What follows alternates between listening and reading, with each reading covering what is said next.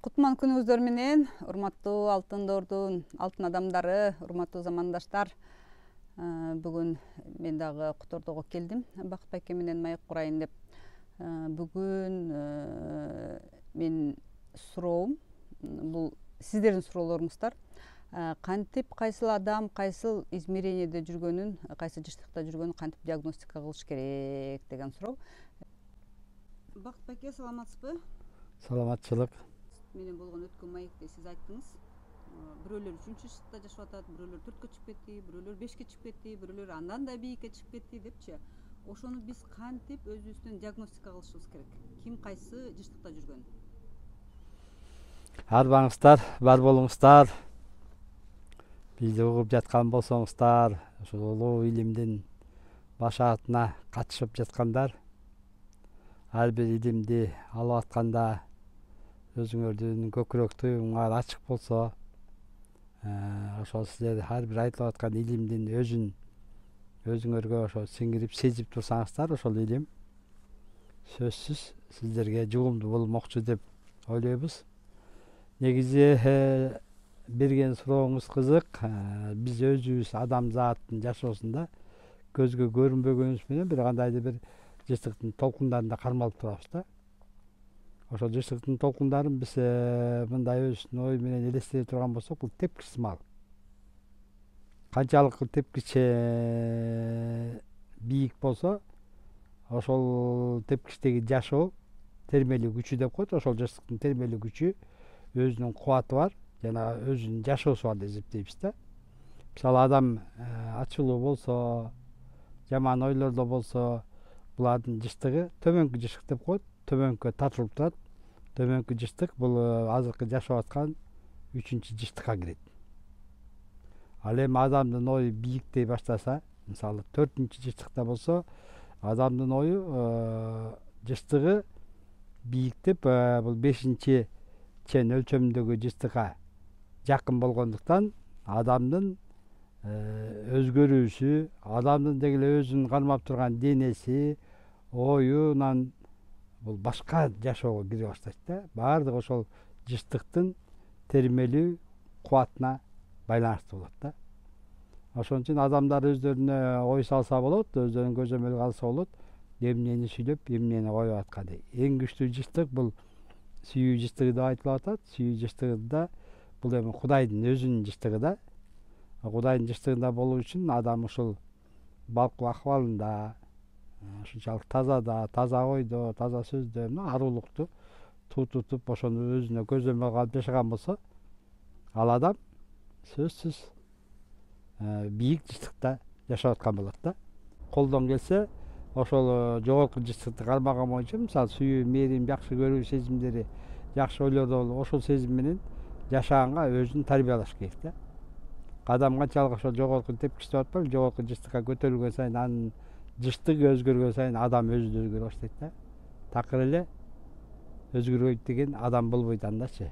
Эгер жыштык менен жашаганды билсе. Эгерде ошондой ой менен жүрсө, бул адам ошондо 4-чү жыштыкта жүргөн адам болуп калабы же 5-чи жыштыкка өткөн адам болуп калабы?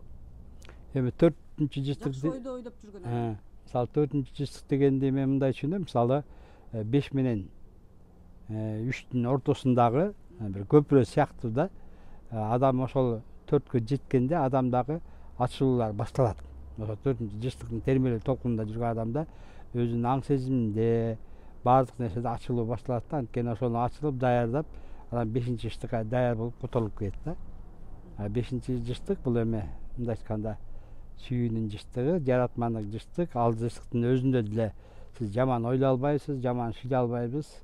Деги эле бул дүйнөдөгүдөй азыркы жыштыктагыдай бир карама каршылык жок да.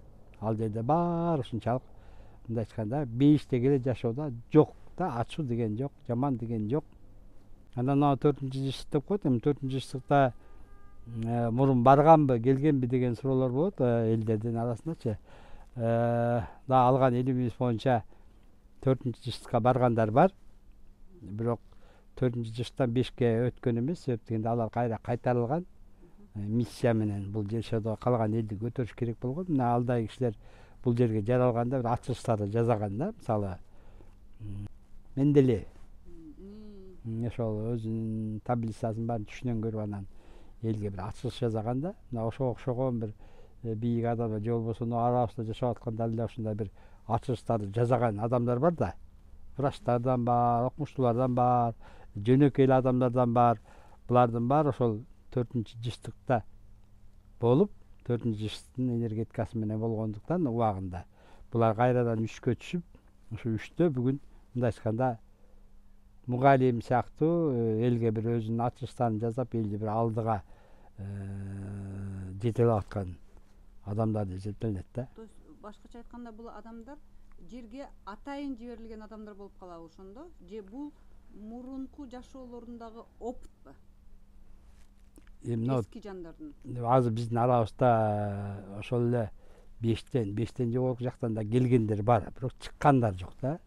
Себептен өздөрүнүн тобокелге салып, ошол адамзатты жарыкка алып өтүүдө бул өткөлдөрдө бул жака келгендер бар арабыздачы. Мисалы ушул эле арабызда бизге билинбеген менен ушунчалык башка бир улуу планеталардан келген арабызда жандар бар да.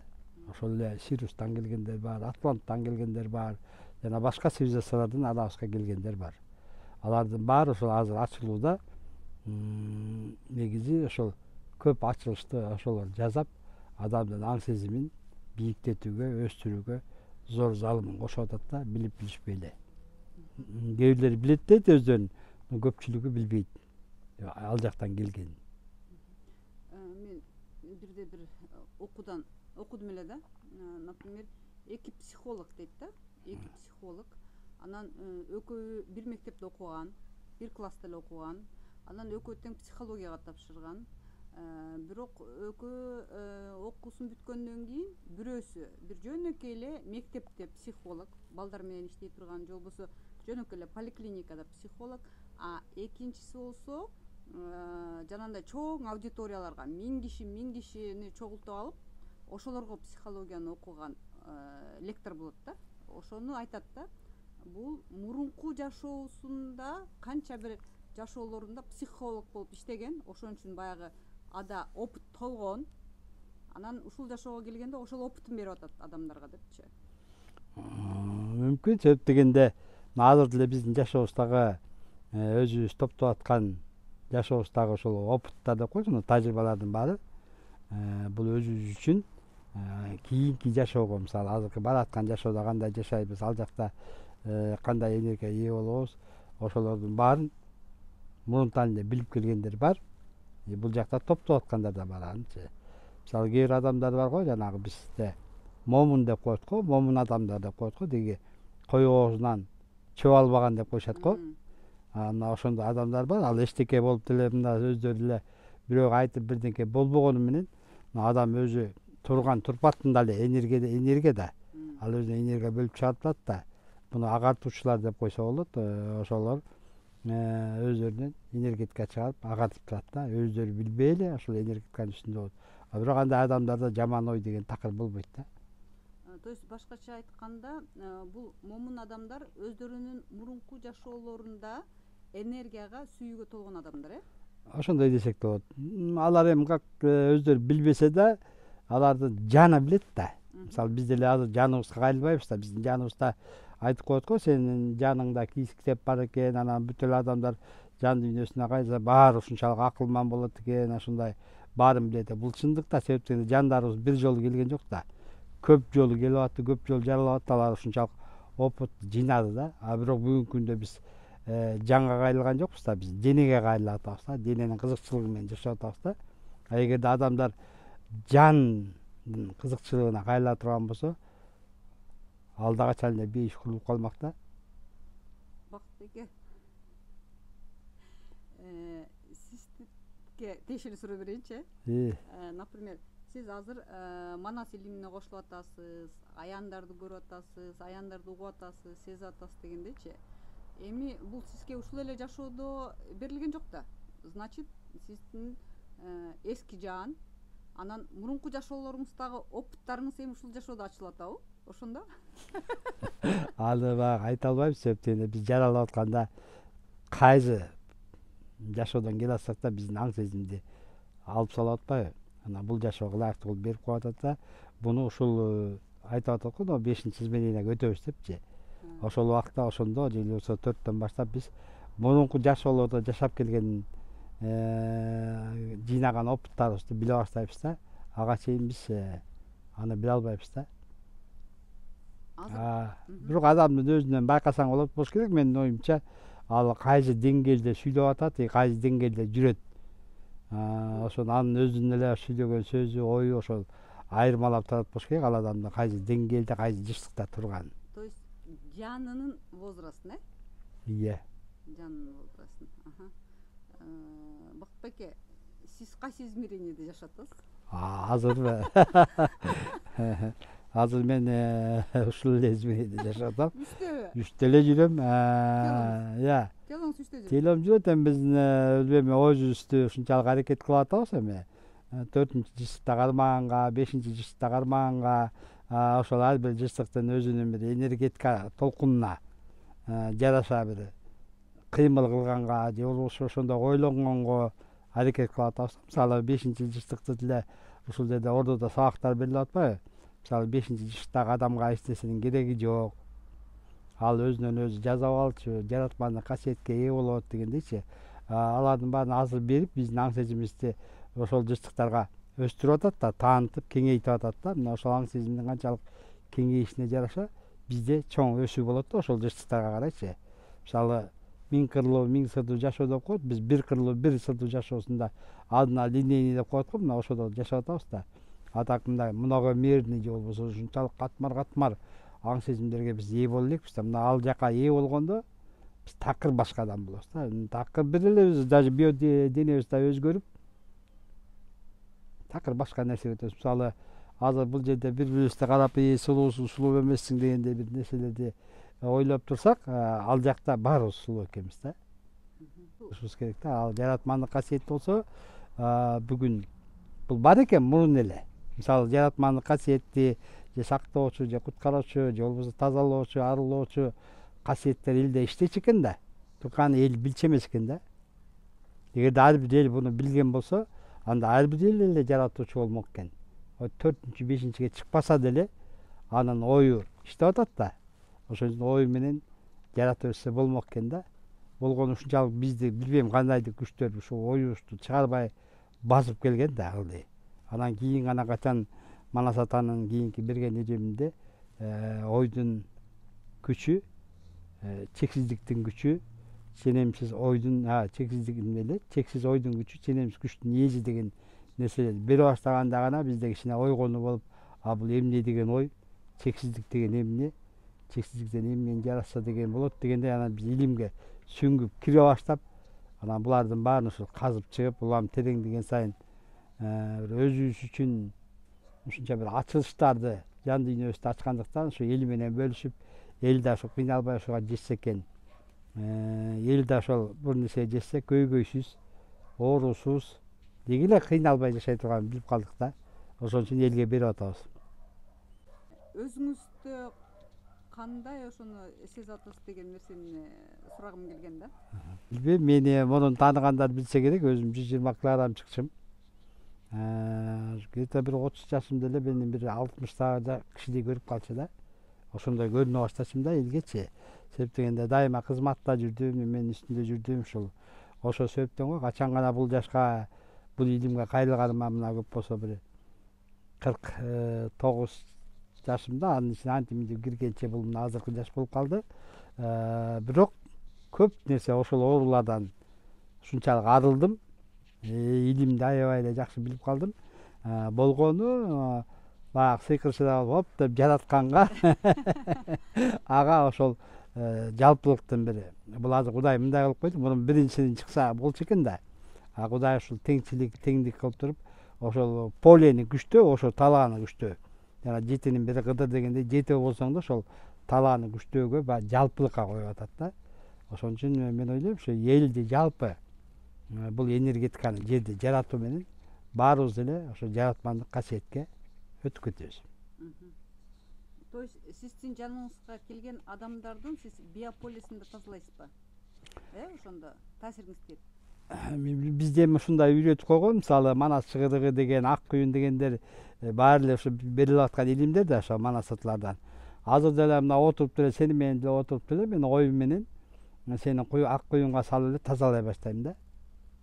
Каерде автобуста барасам деле же машинамды айдап барасам деле менин оюм ошол нерселерди орнотуп, мисалы үйүмө, бир туугандарымдын үйүнө, баардык жерге эле ошол манас чыгырыгын коюп же ак күйүндү коюп, ошону ойдун күчү менен иштете беребиз да. Бул эми баягы көнүш керек, ошого мындай өзүңдү көндүрүш керек, ошо энергияга мындай кириш керек да. Ошого үчүн азыртан бул иштерди жасап атат. Ушул манас чыгырыгын, ак күйүндү уккандан кийин мен дагы дайыма ошону практиковать этип атам да азырчы. Анан өткөндө дагы бирөө айтып калды, бул сыйкырчылык депчи. Ушуга кандай комментарий бересиз? Мындай да, жанагы гипнозду билесиз да? Сыйкырчылыкпы, сыйкырчылык эмеспи? Жасап атпайбы, көзүң акчаны жасап атат деген мындай жасап көрсөтүп атпайбы? Бул сыяктуу бул сыйкырчылык, бул адамдын аң сезиминдеги катылган чоң сыр да. Ошол биз азыр бараткан доор бул сыйкырчылык жаратмандык доор да. Биз аны азыркы сөз менен айтканда бул жаратмандык биз сыйкырчылыкка буруп алганбыз да.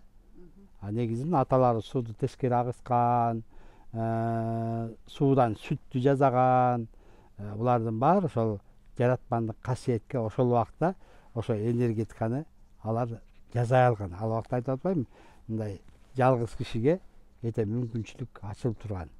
Бүгүн бизде жалпылыкка болуп атпайбы? Жалпы ошол полени күчтөп чыгасыңар депчи. Мисалы ушул эле жаратмандык касиетти жанагы Иисус түшүп келип, өзүн 40 күнгө тирилтип, элге көрүнө алган да.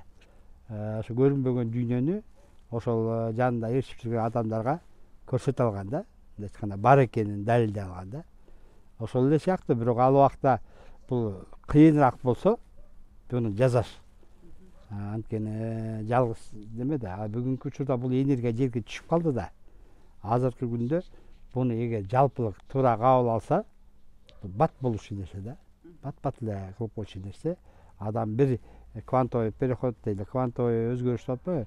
Адам ошол өзгөрүп кетсе эле бул энергетиканы, мисалы ушул жерге отуруп эле бир 30 киши, 10 чакты киши жалаң ушул ойду кармап ушул энергетиканы тартып берсе, ал турат да ошол жерде. Ал энергетиканын ошо полюсун чоңойтуп эле күчтөндүрүп алса болот да. Көп нерсени жасаса болот. Бул ошондо биздин түпкү аң сезим менен, биздин подсознание менен иштеген иш болуп атат да, туурабы? Туптура биздин түпкү тегибиз деп коелучу, түпкү тегибизди бизди кандай айтат? Сен Кудайдын бир клеткасысың деп коет да. Анан бизде ошол түшүнүктүн өзүн биз түшүнө албайбыз да. Кудайдын бир клеткасы деп атат депчи. Чындыгында баарыбыз бир чоң жамбыз да. Ошол бөлүнүп кеткен кичинекей бир клеткаларбыз да. Эгер биз ар бирөөбүз ошол клетканы өзүбүздөн чоңойто алсак, мисалычы, мен ойлойм, ар бир адам ошончо зор күчкө ээ болот да. Баардык жашоосун илгерки азыркы башка бизден башка улуу дүйнөлөрдөгүдөй эле жашоого кирип кетет да. Мисалы улуу дүйнөлөрдө бизге окшоп мээнет менен кылып эчтеке таппайт да. Алардын баары ушунчалык жыргалдашуу, алардын ою менен баардык нерсе жаралып турат. Бирок ошол ойго жетиш үчүн биз бул жактан тапталып, тажрыйба топтоп, ошондой бир деңгээлде болушубуз керек да. Эмесе тапталбай туруп же билбей туруп аяка чыгарып койгон болсо, биз эртең Кудай билет, кайсы катмардагы дүйнөнү талкалап жиберебиз. Ошон үчүн баарыбызда кудайлык көз караш, кудайлык аң сезим, ошондой улуу аң сезимде болушубуз керек да. Биз азыр 5-жыштыкка киргенден кийин кайра реинкарнация деген нерсе болобу? Же болду ушу 5-жыштыкта эле жашап жүрө бересизби? Нур көйнөктөрдү кийип алып. Кайра жаралып аякта толко өсүү болуп саналат. Ал бизге окшоп азыркы бир 70-80 жыл менен саналбайт. Ал жакта адамдын каалоосу менен болот да. Жашоочу. Бул катуу денеден жука денеге өтүп жашайсыңбы, же жука денеңди жукатып алып жашайсыңбы? Ошондой болуп анан бул процесс өзү прогресси боло берет да. Мисалы башка бир улуу дүйнөлөрдүн цивилизациялардын өкүлдөрү менен биз аян алып сүйлөшкөндө алар ушунчалык таң калыштуу нерсени бизге айтат да, бизде дейт, силерде эмес дейт да, бизде төрөлгөн балдары төрөйт дейт, эми кандайдыр жол менен төрөйт, ал жагын билбейт, бирок биз аларды баягы картаңдары, тажрыйба топтогон, алар картаңдары 1000 жыл, 2000 жыл билбейм ушул биз тарбиялайбыз дейт. Ар бир ата эне тарбиялабайт дейт. Биз ошол алган тажрыйбабызды ошол балдарыбызга берип өстүрөбүз. Анан бизде өлүм жок дейт да. Бизде өлүм деген нерсени даже биз өлөлү десек да өлгөн андай нерсе жок бизде дейт да. Биз силерге кызыкканыбыз дейт. Силер мисалы өлүп кайра адам кайра реинкарнацияланып кайра өсүүгө бат өсөт дейт да. Биздики өсүү дейт кечирээк болот дейт да. Мисалы анткени өлүм жок да. Бизге окшоп бат деп өлүп анан бат жаралып кайра аң сезим кайра мындай секирип жазбайт да. Алардыкы бир боюнча 1000 жыл жашайбы, 2000 жыл жашайбы, ошондой көрүнүшү мындай. Тепкиси акта убакыт жок да, бирок бир жакшы жери акта убакыт жок. Ошол опытты биз алып аткан, биз жерде алып аткан опытты алар өздөрүнүн бир жашоосунда эле алат экен да, ошондой. Алар ошол биз басып өткөн жолду базып өтүп отуруп эми ошол өсүүдө кетип баратат да алардачы. Эми арде бир эле цивилизация эмес да, арде сансыз цивилизациялар бар да, ар кандай өсүү өнүгүүдө да. Мисалы биз инепатындарды билебиз, ал башка түрдө болот, перилер башка түрдө болот, периштелер башка түрдө болот эмеспи, мына ошол сыяктуу да өсүп баратат. Мына адамдарды азыр денебиз менен өтөбүз деп атпайлыбы? Эмесе илгери денебизди баарыбыз ташташыбыз да. Бул как прокат катары эле жаралганда алып, анан кайра өлгөндө таштап кете берчүк, башка денеге ээ болуп же башка энергетикага ээ болуп кете берчүк да. Азыр ошол ушунчалык зор мүмкүнчүлүк берип атпайбы? Биз ошо денебизди жукартып, жука жыштыкка кошо алып өткөнгө мүмкүнчүлүк берип атпайбы? Бул аябай зор жакшы нерсе да. Эмне үчүн жерде биз адамдарды күчтүү деп айтышат? Себеби адамдар жерде денеге ээ да. Баарыбыз энергиябыз да. Денеге ээ энергетика бул баягы бөлүп аткан энергетикасы тигелерге караганда аябай күчтүү, пайдалуу да. Ошон үчүн бул жер планетасынын өзүнүн жаралганы эле ушул катуу жыштык деп коет. Катуу жыштыкта бизде ошондой энергетика да кармайт да. Ошон үчүн жанагы адамдар ал энергетиканы бербей калбадыбы акыркы кездердечи? Себептен адамдардын ойлору башкака кетип калды. Анан технический прогресс өсүп кетти. Анан прогресске кызмат кыла баштады. Мына баарыбыз компьютер көтөрүп жүрбөйбүзбү? Чыныгы Кудайга кызмат кылган нерсе жок болуп калды да. Ошон үчүн Кудайдын эң сүйгөн нерсеси бул жаш балдар да. Алардын оюнда жок да. Алар каткырып күлүп эле баягы бир энергетикалар алар таза да. Азыр мынакей Кудайга кызмат кылуу деп айтып калдыңыз да. Ошондо биз Кудайга кандай кызмат кылышыбыз керек? Кудай ушу биздин кызматыбызга муктажбы өзү? Кудайдын өзүнүн билдирүү боюнча мен силердемин деп атпайбы? Сен Кудайдын ошо жаратмандык сапатына жетсин деп Кудай сенде отурат да, мисалычы. Сен аркылуу Кудай дагы өзүнүн бир общий бир жарыктап атырып го, бир чоң аң сени ошого биригип кете бериш керек да. Бул ошол өзүнүн процесси ушундай экен да. Ошон үчүн ар кимдин жүрөгүндө Кудай, бирок Кудайды бар деп таанып коюп эле бул жетишсиз экен. Кудай менен, Кудайды тааныгандан кийин Кудай менен бирге болуу бул жетишкендик да. Так, эми кандай кызмат кылышыбыз керек Кудайга жагуу үчүн? Сен азыркы учурда Кудайга жагыш үчүн деген жок, азыркы учурда сен өзүңдүн жыштыгыңды жогору көтөрүп, Кудайдын жыштыгына жакындашың керек да. Жана 1-чи, 2-чи, 3-чү, 4-чү, 5-чи, 6-чы, 7-чи деп атпайлы. Мына ошол жыштыктардын ар бирөө бул Кудайга жыштыгына жакындоо болуп саналат да. Ошол сенин кызматың ошол энергетиканы бөлүп, мисалы позитив деп жакшы нерселерди бөлүп отуруп, ошол нерсени жаратып отуруп, бул аалам бир токтогон, дайыма бир өсүп турган нерсе да. Ошого сен өзүңдүн энергетикаңды кошуп турасың, салымыңды. Азыр биз жерде биз кошкон жокпуз да. Арабызда адамдар бар да, но көпчүлүк адам өзүн кошкон жок. Ошон үчүн балдарыбыз кошуп атыр десек болот. Жаш кичинекей балдарыбыз. Пока алардын учуру Кудайдын учуру менен биригип турат. Биздин учур мындай айтканда үзүлүп калганда, анан жан башка барып уктап калганда, мисалы жан башка Манаста да айтат го, Манаста уктап атканда тургуза албай чубак. Доол кактырса да болбойт, кыйкырса да болбойт. акырында анан найсасын алып уктап жаткан манасты коймулчакка чулгуп алды депчи, сайып алды деп жана манас ойгон дейт да. Бул эмнени билдирет? Бул баягы эпос боюнча айтылып атат, а чынында келгенде ошол манас дагы ошол катылган кудайлык сапат, ошол уктап калган сапатты ойготту деген белги да.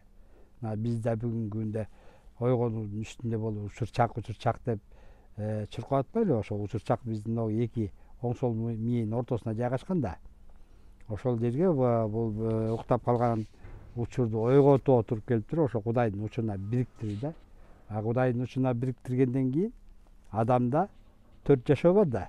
Мисалы акыл дүйнөсү, сезим дүйнөсү, анан кийин жан дүйнөчү. Андан кийинки керемет кошулганда жанагы учурчу, бул керемет. А керемет дегенде Кудайдын учуруна бириккенде адамдын жашоосу автоматически кереметке айланып атат да. Сон Бакытбек аябай узун темага кирип баратабыз. Азыр кийинки видеону ошол боюнча улантайлы.